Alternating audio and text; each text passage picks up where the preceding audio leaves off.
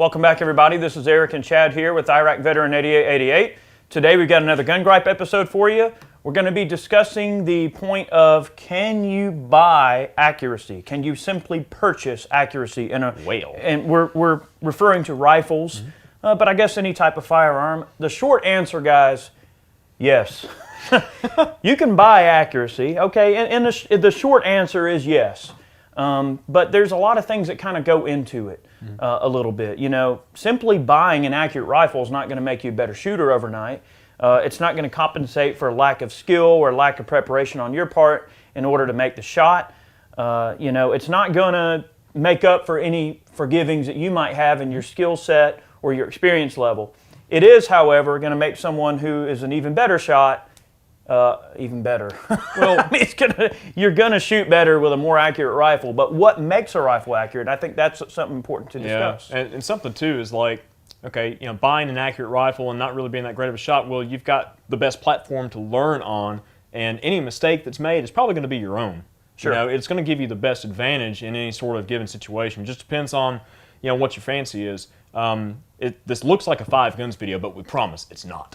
So, it is, sort of. Kind of. But let me start with, we've got some personal stories on this table, okay, and some gripes along the way, but I bought a Remington 700 AAC SD a while back from Quite Right Firearms, okay, and I paid like $670 for this gun. I bought it retail, and my idea was to kind of make a series of videos along the line and like, okay, improve this, improve that, and see what difference it makes for accuracy. Sure. So I went out and I shot this gun with a 20-inch barrel and everything, with some 168 grain Federal Match King, some 175 grain stuff and all, and it did really, really well. I broke it in and all, and it was doing like sub-minute groups, you know, around like the half-inch mark, 0.6, 0.7. I'm like, awesome, you know, that's great.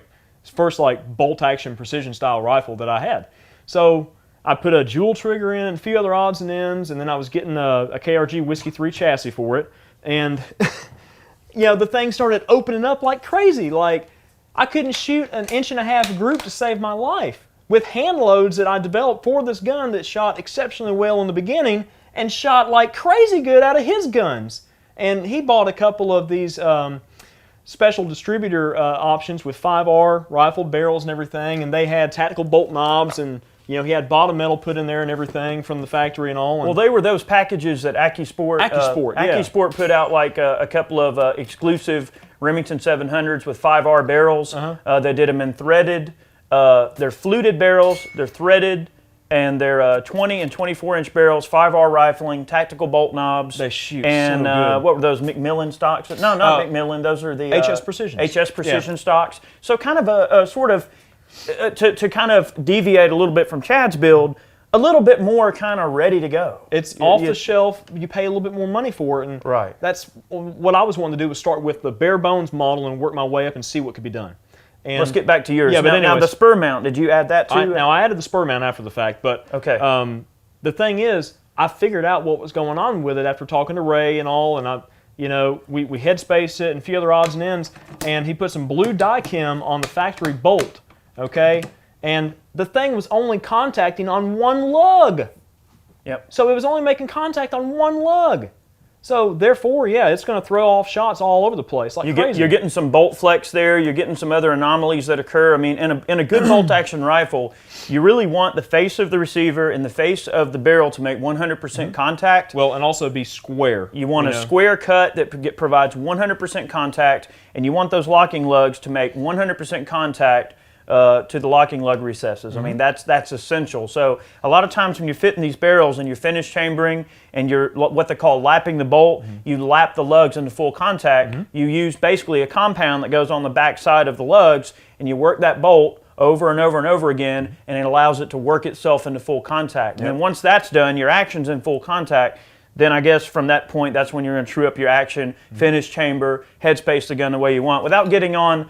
I'm not trying to take over, but that's basically what we're looking at. See, with a standard Remington barrel, they're basically just threaded in, and then they're finish chambered, like Eric said, in order to headspace them correctly. They come short chambered when you buy the barrels or they're assembled at the factory, and then they use a reamer and they finish chamber it until the bolt will close, and then it's ready to go.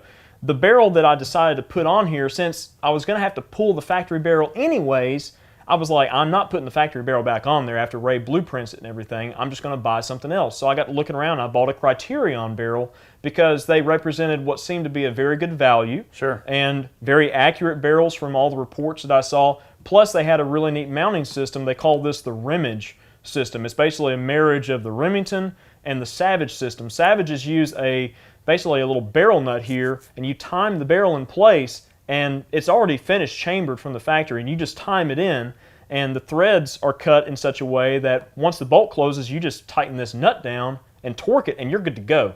And it makes it very easy to replace barrels down the line without having to have a gunsmith involved. All you have to do is have an action you have to have an action block and put this thing in the vise, wrench that barrel off, put the new one on, headspace it, tighten it up. And it probably helps to have maybe some fired brass and maybe some headspace gauges. I mean, you are going to need some tools. It's not just a eyeball kind of thing. Now, one way, the redneck way to do it. Now, one way you can eyeball it is to just take whatever live round you intend on using, and let's just say that you have a certain bullet profile that maybe is a special shape, or maybe you have a certain overall length that you just decided you'd like to run in your gun, that maybe it fits your action right, whatever the reason might be. Or you have a pet hand load that you just love so much, you could, in theory, run the round up in the chamber and screw the dang barrel down until it touches the shoulder, and you could. Now that's the redneck way to do it. But, it's a quick and expedient way, but it is a quick way to do it. So long story short, I've got a lot of money in this rig, and it wasn't really going along as planned. I wasn't expecting to replace the barrel until maybe the very end after I shot the other barrel out, but it just didn't work out that way. Like I said, I decided to swap the barrel out. And I'm very happy with this rig as it sits. I mean, like I said, I went with the KRG chassis, just because I wanted something that was a non-bedded chassis that had an aluminum bedding system in there. You could just torque it down and be done with it. And it's not the same color that it was originally. Ryan up at Moss actually Cerakoted this thing for me in this really nice, like hide in the woods green. Just awesome work there. Who does that bolt? That's a PT&G, Pacific Tool and Gauge. So I went with aftermarket bolt. That's a one-piece bolt because I kind of 16 extractor. Yeah, I kind of screwed up my my bolt knob trying to do it myself. So live and learn. Right. But anyways, the Criterion barrel, the KRG chassis. I'm running the Dead Air Sandman L up front with a little Coltac Mirage cover on here. Leupold Mark IV. This is a 4.5 to 14 that you guys have seen in previous videos. A Spur one-piece mount, which are amazing. I've got a lot of money tied up in this rig, but I wanted to set up one single badass 308 rifle, basically the end-all, do-all for me. And the way this barrel sits right now with my hand loads, it shoots .4, .5 all the time. That's good for me. Half-minute gun, I'm completely happy with that. I know guys that wouldn't be happy with that. They want a gun that shoots quarter-minute. Well, I don't care. If I point this gun at something and I read the wind right and I shoot and it hits, I'm happy. We've shot this thing at 600 yards before. I've never taken it out any further than that, but I've grouped, like sub-minute, like 3.5 to 4 inches on an 8-inch plate at 600 yards. And in pretty good wind too. And I'm not even that great of a long-range shooter. I'm just learning, just basically getting into it and just kind of dipping my feet. But this is an example of kind of a plan that, it had a good start, but it kind of didn't end up where I wanted it to. But I'm still very happy with how it ended up. I've got, like I said, a lot of money in this rig. But if I had something to recommend to anybody, if you're going to buy a bare bones rifle, just put an optic on it and leave it alone. If you want to build something like up, start from a quality receiver and just go from there. Just buy the receiver, buy a barrel, and then buy your stock and everything, have it all fitted, have bottom metal fitted, the whole 9 yards, and just do it that way. I mean, that's what I'm going to do again if I want to build something else like in 6.5 or whatever the case is. But I think the takeaway there, to some degree, long story.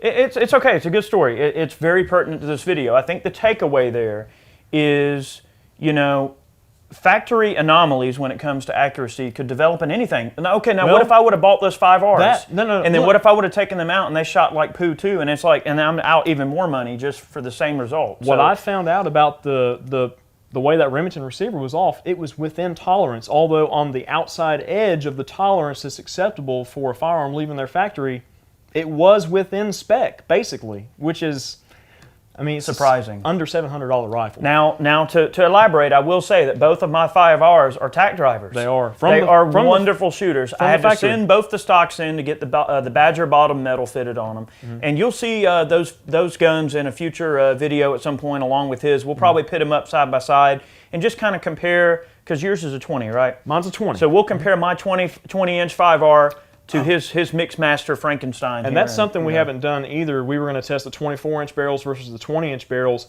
but something else about these really nice barrels, that you get velocity gains. I gained 80 feet per second off of my hand load going from the factory barrel to this barrel. Changing nothing but the barrel. Because of its, just how it's finished from the factory, Less drag, awesome. less friction, giving, much higher velocities. Oh, yeah. So, I guess, side of the table. we're going to go along the different rabbit hole, okay? So he started out with a factory gun that gave some less than optimal results, and then decided to alleviate those results and get in the direction he needed to get.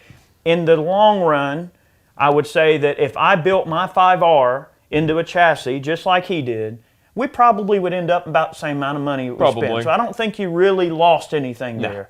Now, you could buy a cheaper Remington 700 like he did, and the thing might actually shoot pretty dang good. Okay, some of y'all probably got some good results out of some of the $600 and $700 like SPS series. Yeah, SPS Tacticals used to have one. I did. I had an SPS Tactical. But the point is, now what if you want to go the route of like an AR? Now we get these questions all the time about, what about AR accuracy? Now I swear this video is organized and we are getting somewhere. It might be long though. It's going to be a little long, but I think this is a very pertinent subject. I mean, a lot of people don't think about the entire heart of accuracy is the barrel. I mean, that's the bottom line. Now, yes, when you get into bolt action rifles, you got to have a good stock with a solid mounting system.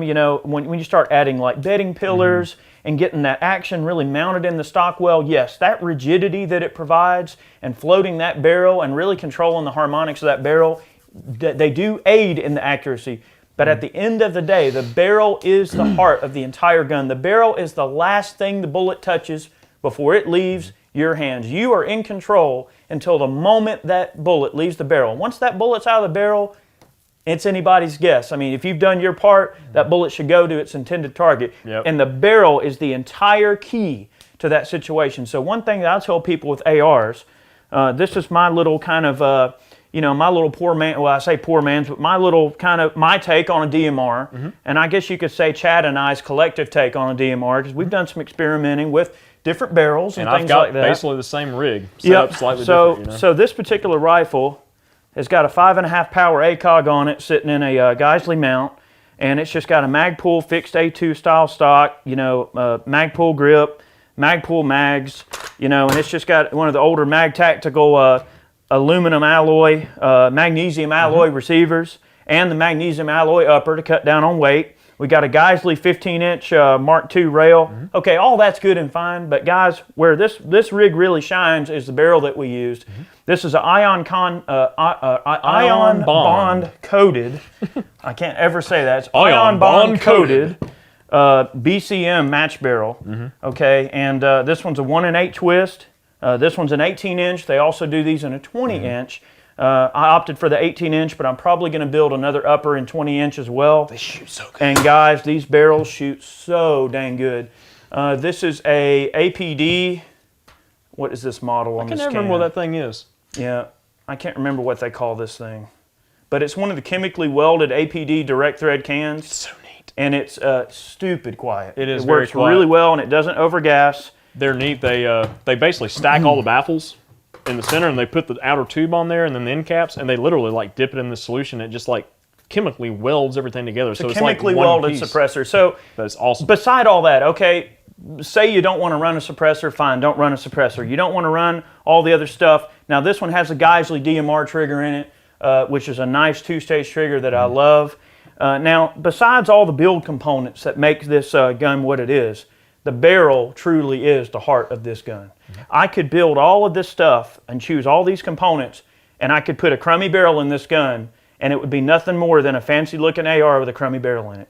Guys, if you want more accuracy out of AR, if you can deal with a subpar trigger, if you can deal with some ho-hum looking furniture, sure, you're not going to be the most tactical looking dude on the range, but if you're concerned about performance, I would say, you know, you probably want to look at upgrading maybe your trigger and your barrel. And if you can do those two things, everything else is just really supplemental, in my opinion. Especially with an AR, if you go with a reasonably good lower and upper, like, you know, you could even buy you like a Smith & Wesson M&P 15. Oh, yeah. And just that's a perfectly good upper and lower donor that you could just take those receiver components and just go on and make and put together the gun that you want. Now the optic, you don't have to run a 5.5 power ACOG. I just have this on there because it's crazy cool and it works really good. You wouldn't think but you can run anything you want. You wouldn't think it'd work all that good, but man, out to 600 yards, that thing is just money. It works so great. Like Eric said, you know, the barrel is the heart of accuracy as far as a rifle is concerned, for sure. And so the answer is yes, you can buy accuracy. You can upgrade your barrel. But the thing is, like, barrel upgrades tend to be the most expensive upgrade to a given platform. Correct. You know, they usually are the highest cost. This barrel was like $425 on BCN's website because mine was the coated version. The stainless ones that are in the raw were like $380. My stainless one was $389, I think. It's like an extra 20 or 30 bucks to get the black ion bond coated. It's just a coating. It's a stainless steel barrel, but they have that like black coating. I just did that because, you know, why not? That stuff's tough. It's hard to drill through. When we installed that Gosley block, I ate up a couple of cobalt It's worth bits. the extra money. I mean, it is. Now there's a lot of different barrels out there, guys. This just happens to be what I use, and I wanted to elaborate on it because I've had such good results with it. I can put any 62 grain service pressure, service velocity ammo I want in this thing, and with this 5.5 power ACOG, it'll lob them in like child's play. I've grouped that stuff, like the Lithuanian ammo that we use out of those barrels all the time, out of Eric's gun and mine, 1.4 or 1.25 to 1.5 MOA groups all day long with that stuff, and keeping them on a 12-inch plate at 600 yards with relative ease. I'll take that any day of the week. So this is an example of an AR build that is in the can you buy accuracy category, but in a little bit more, hey, you know, we've experimented with some stuff and this is kind of what we've decided upon. Now, going in a different direction, what about guaranteed accuracy?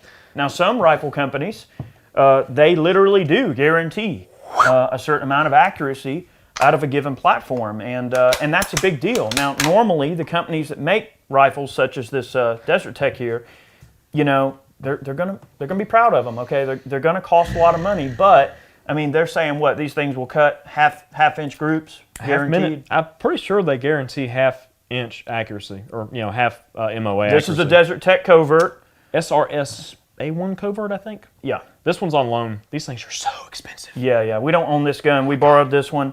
But this is kind of cool because a setup like this gives you the ability to switch barrels. So with this particular gun, I can shoot 308 out of it, and then I can add my conversion kit, and I got a 338 Lapua Magnum and bullpup, which is so cool. You know what I mean? And these barrels are super, super heavy. I was surprised, and I was kind of disappointed in the weight of this thing. I mean, the gun by itself weighs like 10 pounds without an optic, without a suppressor, without a bipod, anything. It does balance, though. It balances pretty well, but man, I was thinking this would be an awesome rifle to put a thermal on or something and maybe take out hog hunting to play around with, because it's so short. Even with a can on there, it's way shorter than even just like my Remington 700 is without the can on it, for sure. Well, I mean, if you're going to carry a bolt gun, I mean, that's probably the most compact bolt gun you're going to be able to come across. Oh, gosh. Especially for the accuracy that they're touting. And since this video is about, you know, can you buy accuracy, guys, this is a gun that we are going to be coming out with a video on before too terribly long. We haven't done a tremendous amount of testing with this gun yet. We literally just put the Leupold on there, and we got the can put on. This is a suppressor. That's a dead air. Sandman TI. Sandman TI. So that particular direct thread can is one of my suppressors that I've been playing musical suppressors with.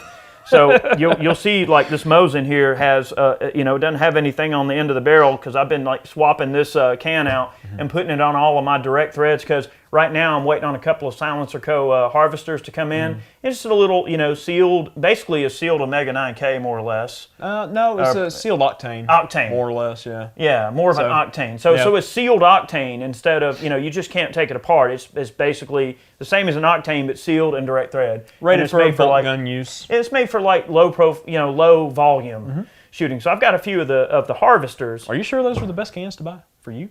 I don't know, but I mean, I've got a few of the harvesters that are in NFA prison right now that I've been waiting on. So we've been playing musical suppressors with a little. We always do. But like Eric said, this is a gun that you can buy off the shelf. You basically buy the chassis system and you pick your barrel set up. But they wind up being like $5,000 to $6,000, you know, for the like SRS series before you get up into like the HTIs, like the 50 cals are obviously more, but you know, this represents a really, really awesome setup. You know, but there's a lot of other companies out there that build rifles in this same sort of, you know, arena. This is a nice turnkey solution. It is, and it's unique. It's modular and it's unique. It's a bullpup bolt action that actually works, you know. And we haven't had the chance to shoot it yet, like Eric said, but I'm excited to get this thing out and run some of my hand loads through and try it out, and then swap over to the 338 and all and put it through its paces and see what it'll do. But, you know, the cost that's represented right here is about what I've got in this rifle here after everything was said and done. And you can build a custom rifle, or you can even buy a custom Remington 700 for a little bit less than you can something like this. I think an important takeaway here and what we're getting at is, guys, you know, a precision rifle build, especially if you're really trying to go the route of using like top shelf components and everything like that, you're going to spend some money. You're going to spend some money. You might as well, especially if you want to run a suppressor and you're upgrading triggers and doing all this mess and bottom metal and chassis, you might as well go on and figure on breaking off about $6 or $7 grand for a good, like, top quality rig. Now, the other end of that spectrum, not to interrupt. No, go ahead. Yeah, you're good. But the other end of that spectrum is you can get into some really, really good bolt guns that will serve you really, really well for around $1,000. And we are going to be doing a couple of budget bolt gun builds to show you guys that you can definitely connect with some steel, you know, for under $1,000. Are we still going to do the competition? I'm sure we will. So that's something that's going to take a little bit more time to put together. Who can build it cheaper? We got to make sure we can select our components. Now, is that $1,000 budget gun going to be the same as a $7,000 Remington or an SRS?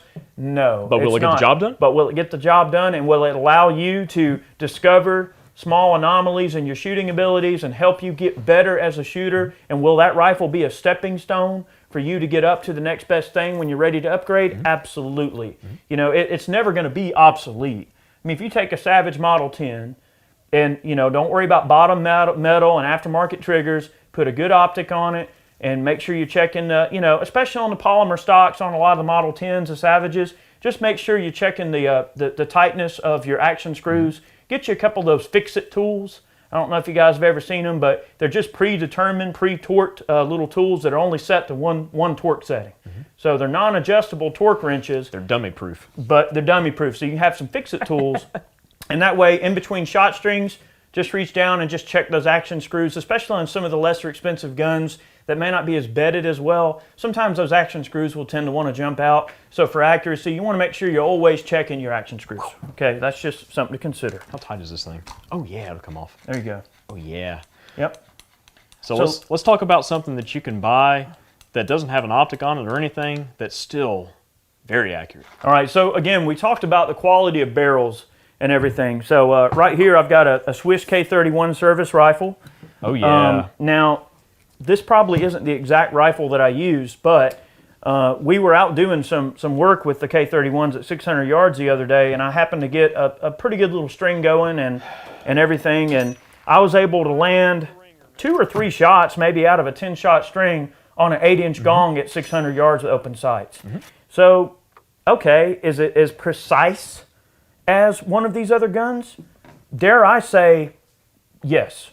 I would say it is as precise of a firearm in terms of the quality of the barrel, the stock, and the way everything's fitted. Now, can you interact with that in a way that will allow you to shoot as good as with this? Well, of course not, because this has an awesome scope on it and all this stuff. So you're limited by your eyesight.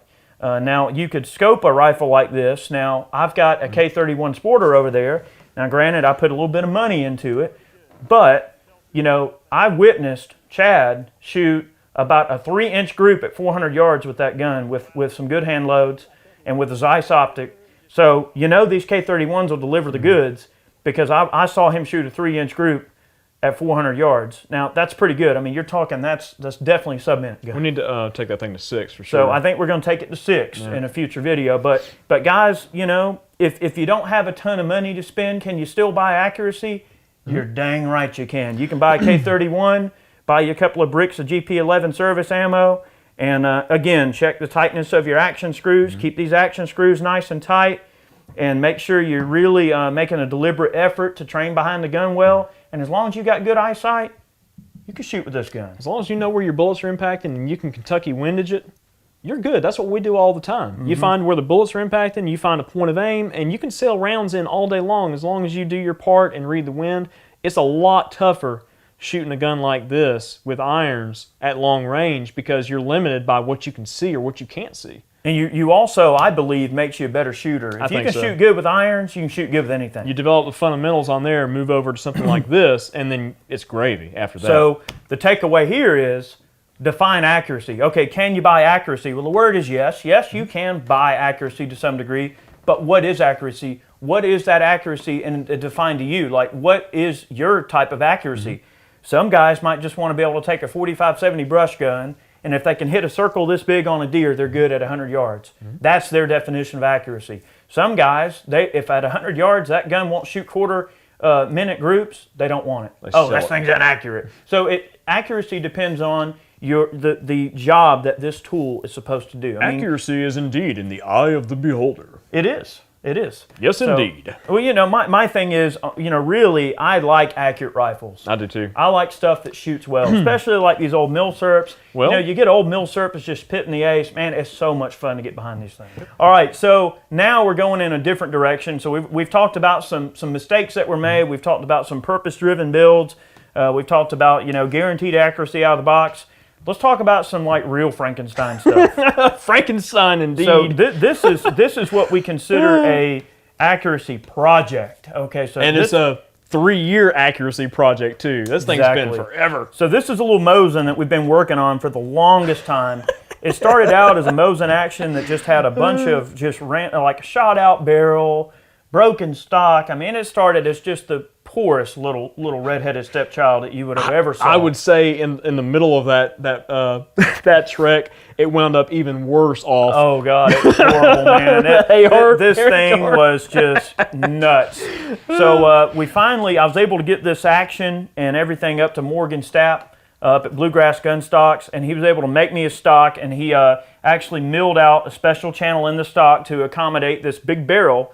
And I actually bought this UK-59 machine gun barrel years ago for like $70, and now you can't touch those barrels for $300 or $400. But the reprofiled UK-59 machine gun barrels with chrome line bores and everything, and they've been just roughly machined on the back end to fit a Mosin action, and they require the extractor cut to be cut in there. You got to time all that. You got to headspace it somehow. You got to make a stock for it. So this represents an example of a gun that has taken literally years to come to realization. A project that just ends up sitting around. You send it to your buddy. It takes them a few years to make a stock, but this is a culmination of literally I have. $1,000. I have probably less than $1,000 in this gun. Even and with it shoots well under an inch. Oh yeah. But the thing is, because it is a machine gun barrel, and because it is chrome line, I can sit there with milsurp ammo, and I can sit at the bench with milsurp ammo and just dot them right in literally like within an inch circle. I can sit there and just shoot this gun into an inch all day long as fast as I want. And because it's a machine gun barrel, it dissipates heat so well, it does not heat up. Now, this gun is not as accurate as his Remington. Well, the chrome line barrel kind of, it's not usually as accurate as one that's just button rifle or whatever the case is. But the point I'm making, though, his gun might heat up, might string, who knows? Or it could hold the long run. Let's see this thing real quick. This gun will shoot all day, anything you can throw in it, and it'll maintain that inch accuracy all day long. It'll do it no problem. So this represents kind of the project spectrum of, I may not have a lot of money in it compared to what it could be compared to like a Remington or something else, but it might have taken a long time to get this thing put together. Long time. Look how long that thing is. That thing's huge. Yeah. Oh boy, it is a fun shooter though. It's really neat when these projects come to life, and who puts a machine gun barrel on a Mosin?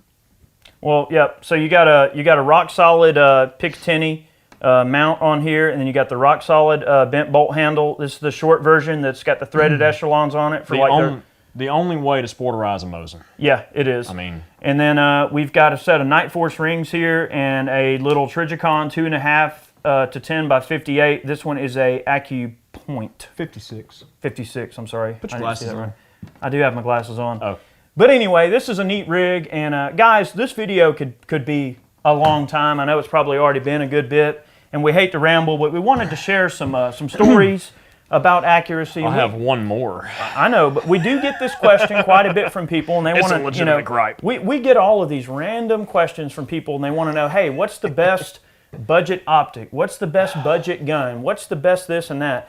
And it's such a difficult question to answer because everyone's needs are different, and everybody's idea of accuracy is different. If you ask me what I think an accurate rifle is, it's going to be different than the guy who's an F-class shooter who, if his gun doesn't put them all in one hole at 100, he don't want it. Yep. Oh, that barrel is shot out.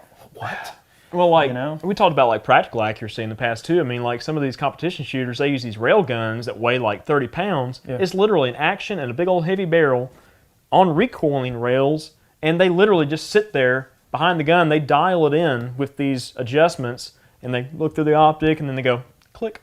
Or they hit a little lever and it pulls the trigger for them and everything. It's all automated. Yeah, they open the bolt, drop the rounds in, boom. They hand load there on site. They'll make minute adjustments to their load on the firing line, And oh my, it's crazy. Those guns are so accurate, it's not even funny. I think that's more of an exercise in hand loading skill,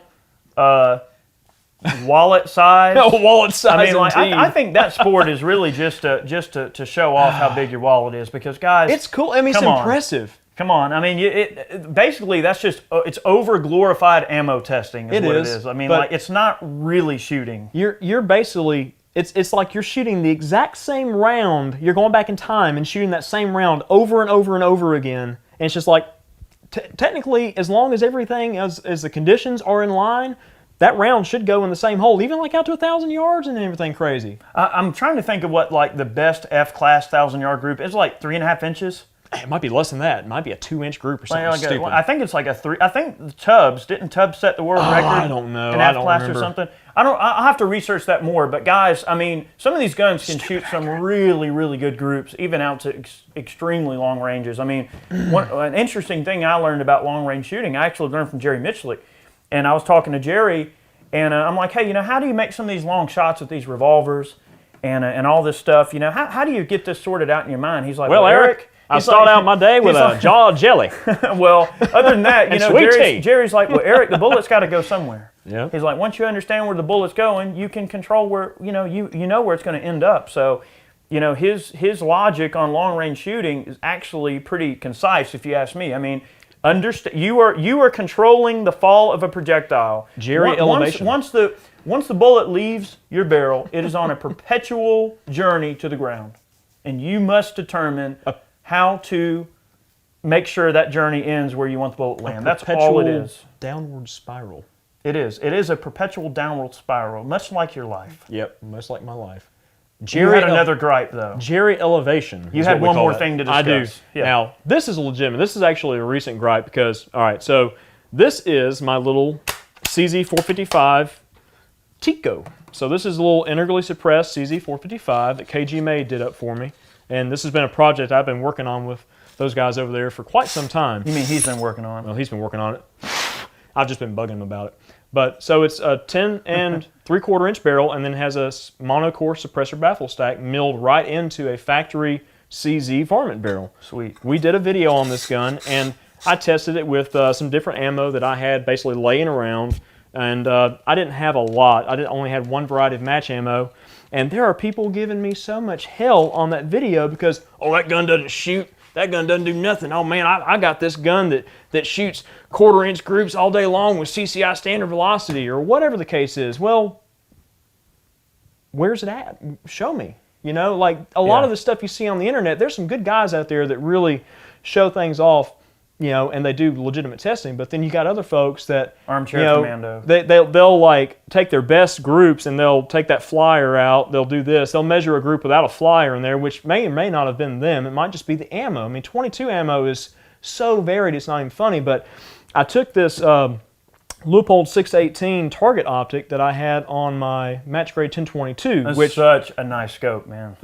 This optic, it has a 1/4 MOA target dot in it. The lines are so fine. If you don't get the ocular lens adjusted just right for your eyesight, that thing's going to disappear, and you're going to I'm looking through a spotting scope. Where's the reticle? That's one of the coolest optics for a 22. It's so neat, but I dropped the little rail on here from Diversified Innovative Products. I ordered this, and I put my little optic on here to get a better, higher powered optic to shoot some better groups with. And Ray actually bedded this rifle just recently up at Moss. We put up a video on that. So we'll revisit that basically. We will eventually at some point. I'm probably going to get some bottom mill for it too to class it up a little bit more. But we were shooting some Wolf Match targets, some Lapua offerings, some Ely, and the best group of the day, Kyle actually shot it when he was down when he brought this to me, and it was like a .276 inch group with Lapua Center X or Midas Plus, I can't remember. Yeah, but that's Lapua ammo. I mean, it was what, $18 a box? It was like $17 a box, but I mean that was like the best group of the day. But then like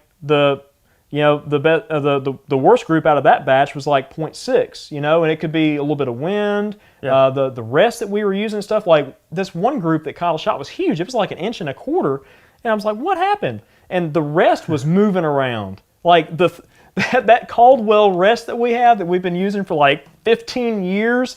The it's ring on its last legs. Look, the ring that you thread up and down to raise and lower the post, guess what? That thread is gone. That thing started dropping down with each shot. I'm like, Kyle, I figured out the problem, so we wound up torquing that thing down, and it got right back in line. I mean, tight little clusters again. But stuff like that happens, and you can only shoot something so accurately. This gun is likely more accurate than any of us can shoot it, unless you put it in some machine vise or something crazy. And that's not practical at all. I'm not comparing this gun to an Anschutz or some crazy, bench rest class bolt action 22 that's $4,000 or whatever that the guy guarantees, sub-minute accuracy out to 100 yards. Sure. This is an integrally suppressed rifle that has a baffle stack milled right into the barrel. You realize how much stress gets put on the barrel in those machining operations? It's crazy. For the thing to still shoot as good as it does, I am immensely happy. I think that kind of segues into another gun gripe that you'll have to stay tuned for, because we have an idea of where we're going to go into that. But guys, I hope you found today's video informative. We were trying to kind of educate and sort of encourage some of you guys a little bit in terms of our experience when it comes to rifle accuracy.